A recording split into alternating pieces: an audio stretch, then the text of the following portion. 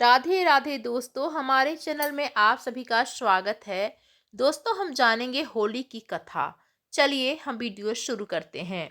दोस्तों, होलिका दहन का त्यौहार बुराई पर अच्छाई की जीत का प्रतीक है। ऋषिकेश पंचांग के अनुसार होलिका दहन 2 मार्च को मनाया गया। पुराणों में इस पर्व से जुड़ी एक कथा बताई गई है, जो हिरण्यकश्यप की बहन होलिका और भगवान विष्णु के भक्त प्रहलाद से संबंधित है। होलिका को न जलने का वरदान होने के बावजूद वह इस भस्म हो गई और भक्त प्रहलाद सुरक्षित बाहर निकल आए। जाने क्या है यह पूरी कथा।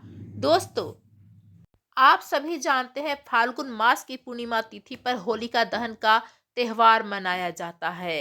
इस दिन को बुराई पर अच्छाई की जीत का प्रतीक माना जाता है, जो हमें अपने मन के भय को दूर करके आंतरिक परिवर्तन के लिए प्रेरित करने वाला है। ऋषिकेश पंचांग की गणना के अनुसार इस साल होलिका दहन 2 मार्च सोमवार के दिन मनाया गया।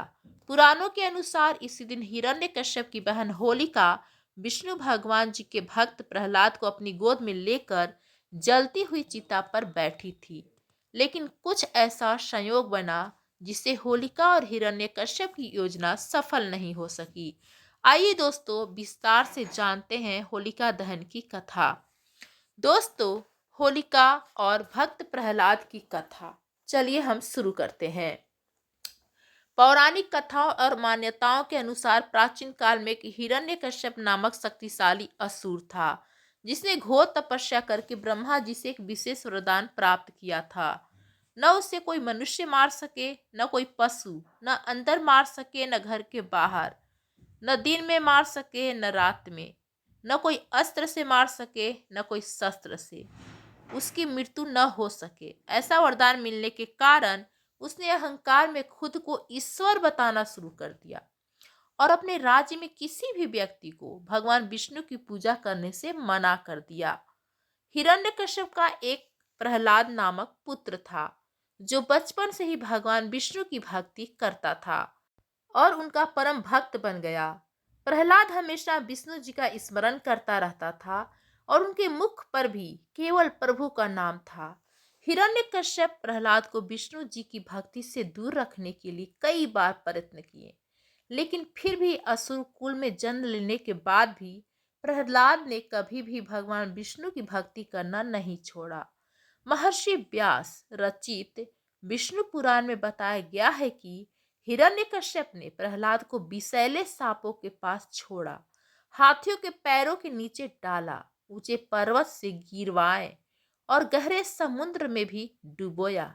लेकिन भगवान विष्णु ने अपने भक्त को हर मुश्किल परिस्थिति से बाहर निकाल दिया। सभी प्रयास नाकाम होने के पश्चात हिरण्यकश्यप ने अपनी बहन होलिका को बुलाया, जिसे अग्नि में कभी न जलने का वरदान प्राप्त था। उसे प्रहलाद को अपनी गोद में लेकर चिता पर बैठने को कहा गया और होलिका ने ठीक ऐसा ही किया। वह भक्त प्रहलाद को अपनी गोद में बिठाकर अग्नि पर बैठ गई।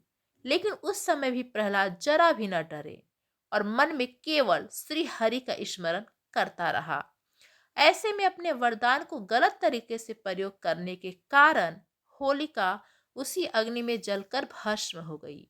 ब्रह्मा जी के प्राप्त अग्नि से रक्षा करने वाला चादर उड़कर प्रहलाद के ऊपर आ गया। ऐसे में होलिका जल गई और भगवान विष्णु की कृपा से उनका भक्त प्रहलाद सुरक्षित अग्नि से बाहर निकल आया। इसी दिन को याद करते हुए होलिका दहन का त्यौहार मनाया जाता है और उसे बुराई पर अच्छाई की जीत का दिन मनाया गया। इस घटना के बाद प्रभु भक्तों में भगवान का आभार प्रकट किया और होलिका की चिता के राख और रंगों से उत्सव मनाए। इसलिए होलिका दहन के अगले दिन रंगोत्सव का त्यौहार मनाया जाता है। तो दोस्तों, आप लोगों को होलिका दहन की कथा कैसी लगी, हमें कमेंट्स करके जरूर बताएं। आप सभी को हैप्पी होली, होली की बहुत बहुत बधाई। धन्यवाद फ्रेंड्स।